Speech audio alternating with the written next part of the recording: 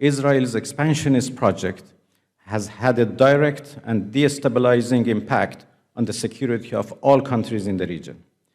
The Israeli regime now openly violates borders. It breaches sovereignties. It assassinates official dignitaries.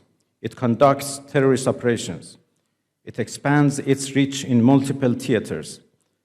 And it does so not discreetly, but with a sense of entitlement, because it has learned that international accountability will not come. There must be consequences for violations. We call for comprehensive and targeted sanctions against Israel, including an immediate arms embargo, the suspension of military and intelligence cooperation, restrictions on officials, and banning trade.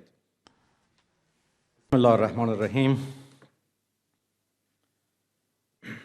Your Excellency, Sheikh Hamad bin Samer al-Thani, Excellencies, distinguished colleagues, ladies and gentlemen, Assalamu alaikum wa rahmatullahi wa barakatuh. It's a privilege to address you at this distinguished forum and discuss the profound question of our region, Palestine. Let me begin with the fact that the region has learned through decades of painful experience, and that the world is learning again at a terrible human cost. Palestine is not one issue among many. Palestine is the defining question of justice in West Asia and beyond. It is the strategic and moral compass of our region. It is a test of whether international law has meaning, whether human rights have universal value, and whether global institutions exist to protect the weak or merely to rationalize the power of the strong. For generations, the Palestinian crisis was understood primarily as the consequence of an illegal occupation and the denial of an inalienable right, the right of a people to self-determination. But today, we must recognize that the crisis has moved far beyond the parameters of occupation alone. What we are witnessing in Gaza is not merely war. It is not a conflict between equal parties. It is not an unfortunate byproduct of security measures. It is the deliberate destruction of civilian life on a massive scale. It is genocide. The human cost of Israel's atrocities in Gaza has wounded the conscience of humanity. It has torn open the heart of the Muslim world, and it has also shaken millions beyond it, Christians, Jews, and people of all faiths, who still believe that the life of a child is not a bargaining chip, that starvation is not a weapon, that hospitals are not battlefields, and that the killing of families is not self-defense. Palestine today is not simply a tragedy. It is a mirror held up to the world.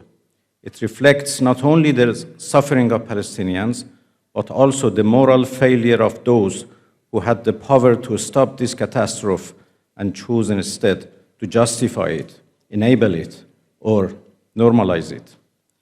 But Palestine and Gaza is not only a humanitarian crisis. It has become the platform for something larger and more dangerous, an expansionist project pursued under the banner of security. The project has three consequences, each of them profound, each of them alarming. The first consequence is global. The Israeli regime's conduct in Palestine and the impunity granted to it have deeply damaged the international legal order.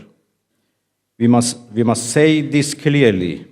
The world is moving toward a condition where international law no longer is respected and governs international relations. What is perhaps most dangerous is the precedent being established that if a state has sufficient political cover and protection, it may bomb civilians, besiege populations, target infrastructures, assassinate individuals across borders, and still demand to be regarded as lawful. This is not merely a Palestinian problem, it is a global problem. We are witnessing not only the tragedy of Palestine, but the transformation of the world into a place where the law is replaced by force. The second consequence is regional. Israel's expansionist project has had a direct and destabilizing impact on the security of all countries in the region. The Israeli regime now openly violates borders. It breaches sovereignties. It assassinates official dignitaries. It conducts terrorist operations. It expands its reach in multiple theaters. And it does so not discreetly, but with a sense of entitlement, because it has learned that international accountability will not come. Let us be candid. If the Gaza issue is settled through destruction and forced displacement, if that becomes the model, then the West Bank will be the next. Annexation will become policy. This is the essence of what has long been called the Greater Israel. The question, therefore, is not whether Israel's actions threaten Palestinians alone. The question is whether the region will accept a future in which borders are temporary, sovereignty is conditional, and security is determined not by law or diplomacy, but by the ambitions of a militarized occupier. The third consequence is structural, and perhaps the most dangerous. Israel's expansionist project requires that neighboring countries be weakened, militarily, technologically, economically, and socially, so that the Israeli regime permanently enjoys the upper hand. Under this project, Israel is free to expand its military arsenal without limits, including weapons of mass destruction that remain outside any inspection regime. Yet, other countries are demanded to disarm. Others are pressured to reduce defensive capacity. Others are punished for scientific progress. Others are sanctioned for building resilience. Nobody should be confused. This is not arms control. It is not non-proliferation. It is not security. It is the enforcement of permanent inequality. Israel must have a military, intelligence, and a strategic edge, and others must remain vulnerable. This is a doctrine of domination. Ladies and gentlemen, this is why the Palestinian question is not only a humanitarian issue, it is a strategic issue. It is not only about Gaza and the West Bank, it is about the future of our region and the rules of the world. So what must be done? It is not enough to express concern. It is not enough to issue statements. It is not enough to mourn. We need a coordinated strategy of action. Legal, diplomatic, economic, and security-based, rooted in the principles of international law and collective responsibility. First, the international community must support legal mechanisms without hesitation. Second, there must be consequences for violations.